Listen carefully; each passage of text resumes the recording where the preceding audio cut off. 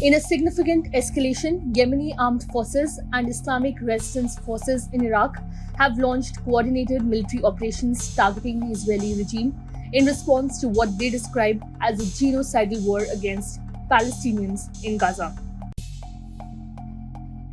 On Thursday, the spokesman for the Yemeni armed forces, Brigadier General Yahya Sari, announced that the joint operations targeted 3 ships in the Red Sea and the Arabian Sea that were carrying military equipment intended for the Israeli port of Haifa.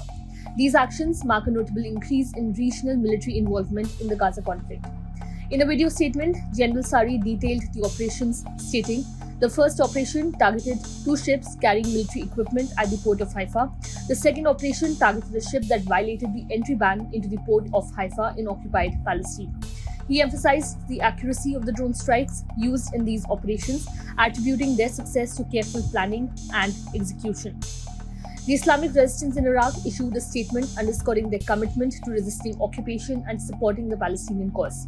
In continuation of a path of resisting the occupation and in support of our people in Palestine and in response to the massacres committed by the usurping entity against civilians, including children, women, and the elderly, the Islamic resistance in Iraq carried out 2 joint military operations with the Yemeni armed forces at Haifa port using drones, the statement read.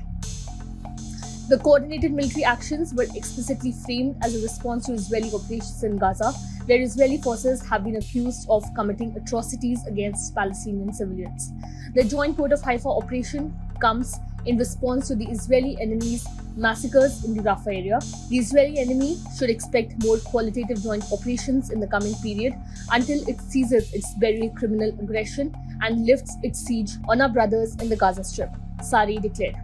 Since early October, reports indicate that at least 36,654 Palestinians have been killed, many of whom are women and children, in the ongoing conflict in Gaza.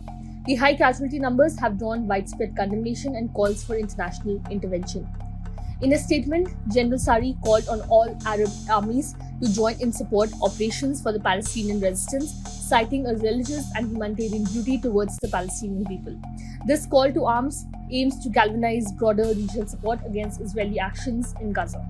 In response to these developments, American and British forces have been conducting military offensives against Yemeni positions in an effort to halt their pro-Palestinian operations.